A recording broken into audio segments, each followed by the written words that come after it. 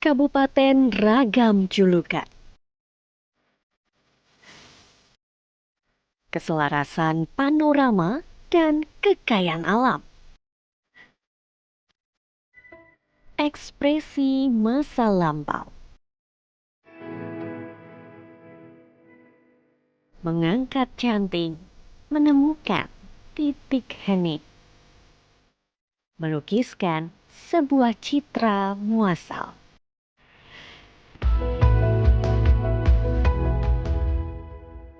Kekayaan wastra budaya Indonesia kembali bersuara di tanah kelahirannya.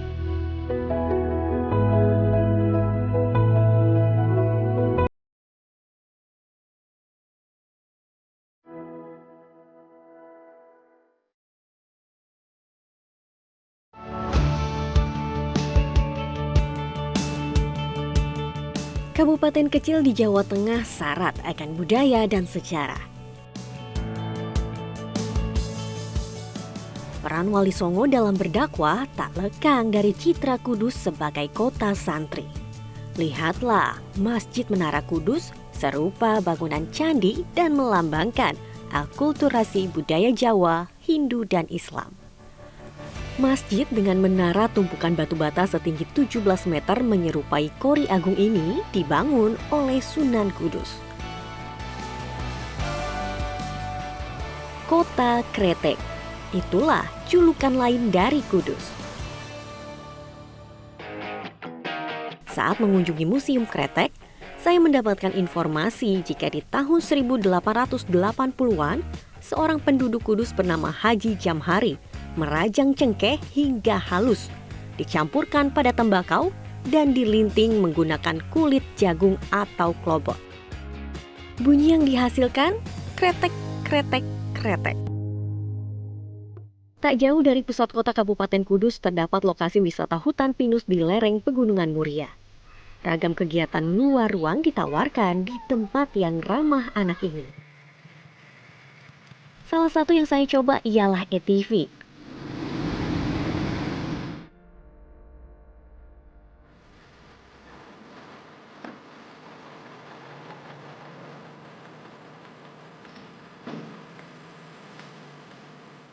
Selanjutnya, saya berkeliling ke desa sekitar dengan naik jeep bersama Mas Ato. Titik pemberhentian pertama, saya dikenalkan dengan tanaman endemik Parijoto di desa Japat. Menurut legenda Sunan Muria, memang dikonsumsi khususnya untuk ibu-ibu hamil, nanti diharapkan putra-putrinya lebih cantik, ganteng. Perjalanan pun dilanjutkan. Saya melihat banyak tanaman kopi. Kan saya lihat udah nggak ada buahnya semuanya. Iya, Pak, udah itu selesai sudah panen. panen semuanya. Biasanya nunggu berapa lama lagi sampai panen lagi? Kita berarti nunggu sekitar 10 sampai 11 bulan lagi untuk tahun depan untuk panen kita. Hutan kopi, lepas itu kita masak kopi di rumah, menjemur, sama roasting gitu, bikin beras kopi, menumbuk lah, istilahnya menumbuk kopi lah. Tanaman kopi ini ditanam di ketinggian sekitar 850 meter di atas permukaan laut. Sehingga karakteristik kopi yang dihasilkan ialah Robusta.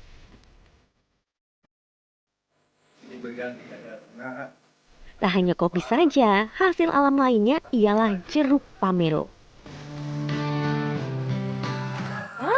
Gampang sekali ternyata. Kami pun kembali ke Pijar Park untuk segera mencicipi buah yang telah saya petik. Jadi ini dia buah yang tadi kita petik. Mirip banget kayak jeruk Bali, tapi nggak ada bijinya. Coba ya. Manis, nggak ada pahitnya. Manis, natural, enak banget.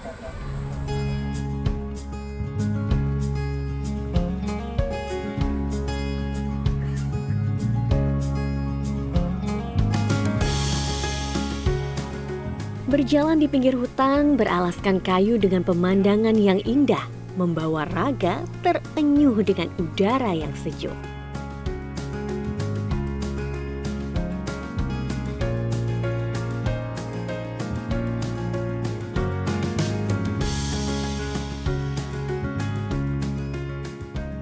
Saya pun mencoba penginapan dengan pemandangan langsung ke Pinus Kajar. Penginapannya begitu luas. Pemandangannya langsung ke bukit untuk menikmati keasrian pinus-pinus di lereng gunung. Tepat di depan kamar saya juga menjadi lokasi untuk menikmati sunset sambil menikmati nyimit, cemilan khas Kajar dan es buah. Pemandangan yang memesona menanti terbenamnya sang surya di garis bukit pegunungan Muria untuk menutup hari dengan keheningan.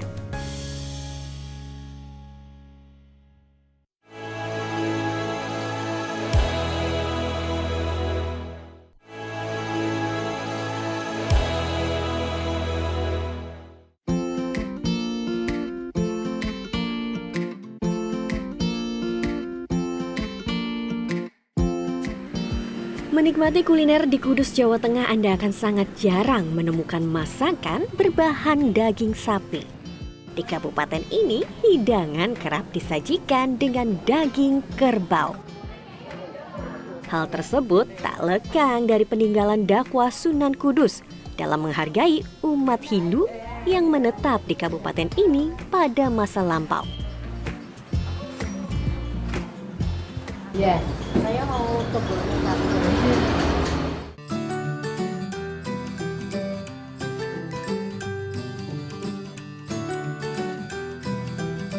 Menurut saya, yang menarik dari hidangan soto Kudus ini terdapat irisan bawang putih goreng.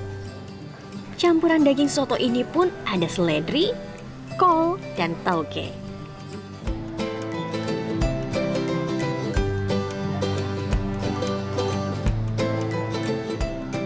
Daging kerbaunya tuh empuk, nggak ada perbedaan kalau menurut aku dengan daging sapi.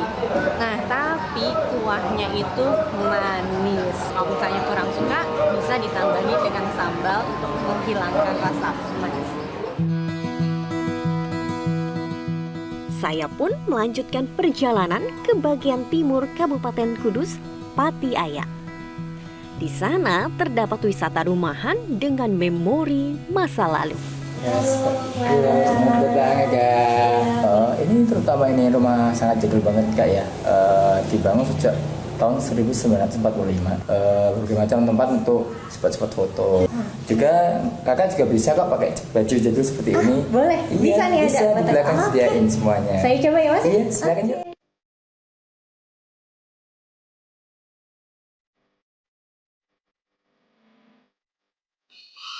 Aku ganti baju dulu ya, jangan kemana-mana.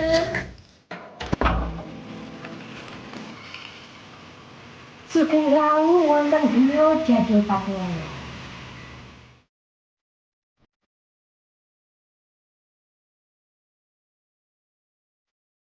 Terdapat satu spot foto yang mencerminkan kegiatan wanita zaman dahulu. Contohnya, membatik, menjahit baju, hingga menyetrika baju dengan setrikaan yang masih menggunakan arang. Tiap bagian rumah lainnya pun saya menemukan radio dan televisi tempo dulu. Tergerus oleh waktu, inilah suasana dapur luar ruang dan kompor dengan kayu bakar. Terdapat peralatan memasak tungku dan pawon dari tanah liat. Di sini mengingatkan saya pada masa kecil, yaitu berada di rumah Mbah. Semuanya dari barang-barang, suasana, jadi bikin kangen masa kecil. Usai merasakan kenangan masa lalu, kami menuju Bendungan Logung untuk wisata speedboat.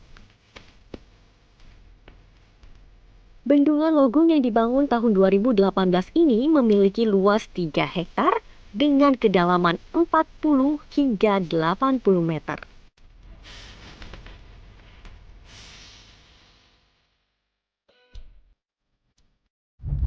menutup hari di Bendungan Logung sangat sempurna. Airnya begitu bersih, tidak ada sampah, udaranya sejuk, pemandangannya ada bukit, ada gunung. Tadi pun sudah mencoba baju zaman dahulu.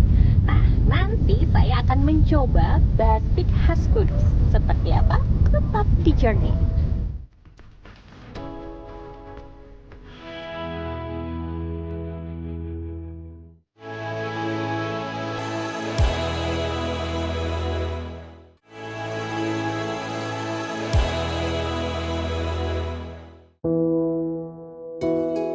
Tak hanya dikenal sebagai kota kretek dan kota santri, Kudus menyimpan karya dalam goresan liukan canting, membentuk pola hingga menghasilkan warna dalam sehelai kain.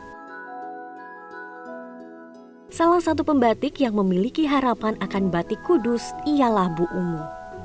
Ia mengajarkan generasi penerus bagaimana membuat pola, membatik tulis, hingga batik cap.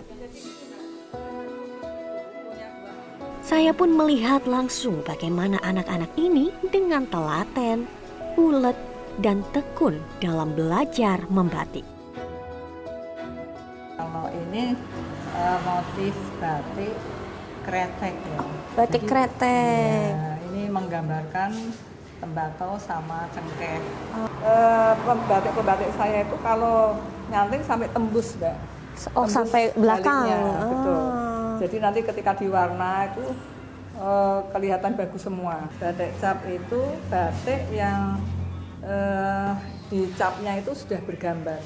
Jadi sudah ada motifnya. Dicetakannya itu ya, sudah Dicetakannya motif. itu, iya. Nah, kalau baju yang saya pakai ini kan batik Kudus juga ya Bu ya? Iya, betul. Ini Bikinan saya. bikinan Bu Umu ini. Oh, alah. Ini motif apa ini Bu? Motif dahlia. Oh, ini motif dahlia.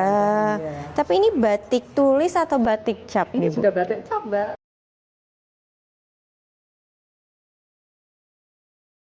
Perjuangan melestarikan batik Bu Umu disambut dan dibina oleh Bakti Budaya Jarum Foundation sejak tahun 2011. Hasilnya, ragam karya Bu Umu ini dilirik desainer kondang Indonesia, Denny Wirawan, untuk dirancang dan dipadu-padankan dalam berbagai kesempatan. Contohnya saja untuk karya koleksi Batik Kudus 2023-2024 yang akan diselenggarakan di Rumah Adat Yasa Amarta. Inilah Yasa Amarta, gambaran rumah adat Kudus yang menorehkan perpaduan budaya Islam, Hindu, Tionghoa, dan Eropa. Rumah adat Kudus umumnya dibuat sekitar 400 tahun yang lalu. Biasa disebut joglo pencu. Terbuat dari kayu jati, rumah adat ini dibangun tanpa menggunakan paku atau dengan sistem knockdown.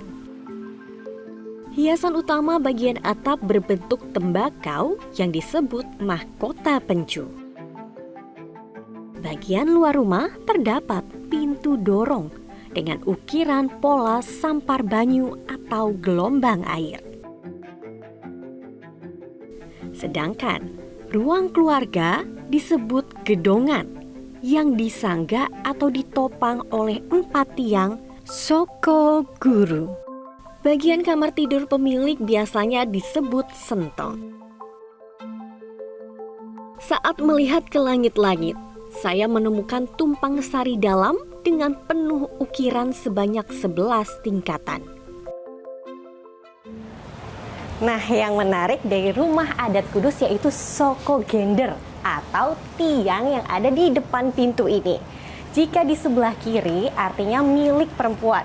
Jika di sebelah kanan artinya milik laki-laki. Karena di sini di sebelah kiri artinya rumah adat ini yang mempunyai ialah perempuan.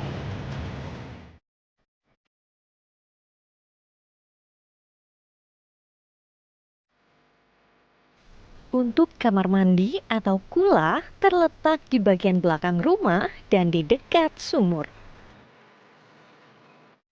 Rumah adat Kudus tertata begitu cantik yang dibalut dalam bahasa Sanskerta, Yasa Amerta. Artinya, kemuliaan abadi.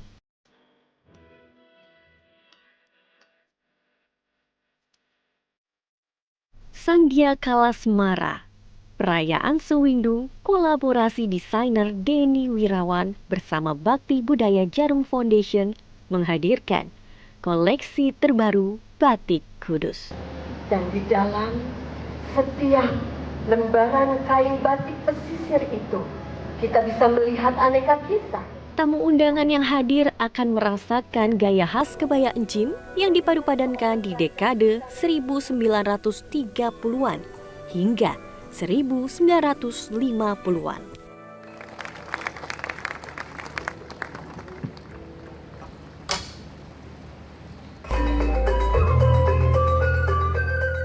Fashion show Sangdia Kalasmara dihadirkan dalam 3 babak.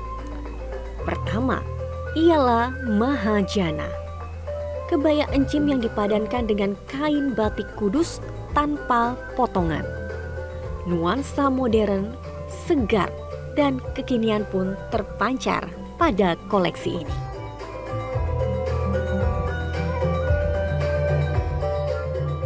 Saya pun menyaksikan bagaimana kenangan di masa lalu tentang kejayaan batik Kudus.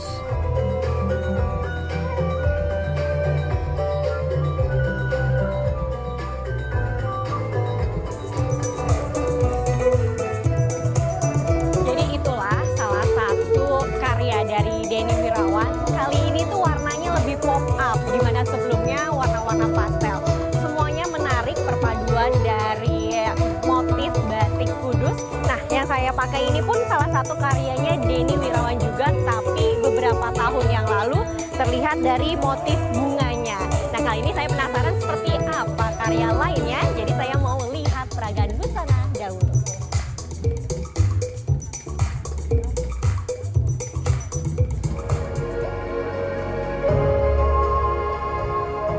Babak kedua bertema Asmara Dana.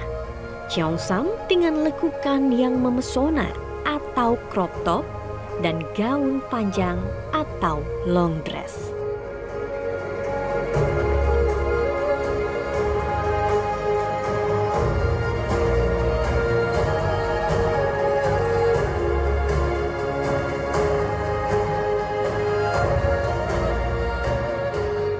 Asmaradana terinspirasi dari kebangkitan industri di Tiongkok pada tahun 1920-an.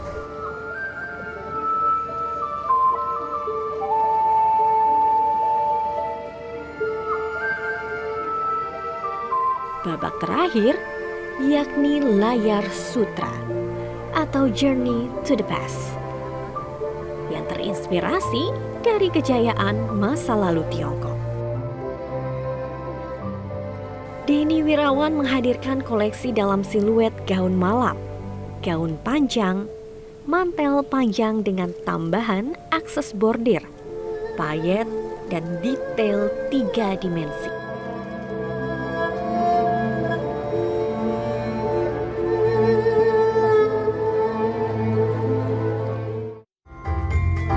Setiap babak kain batik Kudus bertabur motif flora dan fauna khas Peranakan, seperti naga, phoenix, burung hong, kupu-kupu, bunga krisan, asteria, lotus, dan peony. Sedangkan warnanya dominan warna pastel serta warna-warna tradisional Tiongkok seperti merah, kuning, dan hijau. Aku kagumnya dengan koleksi Denny kali ini bahwa Denny bisa menggabungkan antara histori atau sejarah dari batik Kudus itu sendiri, dan luar biasanya Denny bisa mengejawantahkan histori itu ke dalam bentuk suatu koleksi yang wearable tapi juga glam, tapi juga tidak hilang kekiniannya. Oke, berarti setiap tadi model yang berjalan gitu itu menjadi sebuah cerita dalam satu sosok gitu ya? Betul, Minanti, betul banget. Mas Denny, congratulations. Terima kasih. Sandia Kalasmara. Ya. Nah, kali ini koleksinya itu bisa diceritakan tidak? Terinspirasi dari mana sampai semua koleksinya wah menakjubkan. Terima kasih. Lebih banyak mengeksplor lagi motif-motif yang asli, yang otentik, karena memang batik dengan cikal bakal dari batik pesisiran gitu, karena terletak di daerah utara, dan batik pesisiran itu mempunyai ciri khas yang sangat khusus gitu ya untuk motif-motifnya, dan itu yang mencoba saya bersama tim saya mengembangkan menjadi motif-motif yang lebih baru. Jadi kalau yang hari ini tadi disaksikan itu adalah sudah konsep yang kesekian kalinya yang kita coba tampilkan yang berbeda dari tema-tema sebelumnya. Bagi Denny, koleksi Sandia Kalasmara tak hanya sekedar busana, namun juga sebuah perjalanan budaya dan kreativitas yang mempertemukan masa lalu dan saat ini dengan harmoni. Metro TV. Jelajahi cara baru mendapatkan informasi. Download Metro TV Extend sekarang.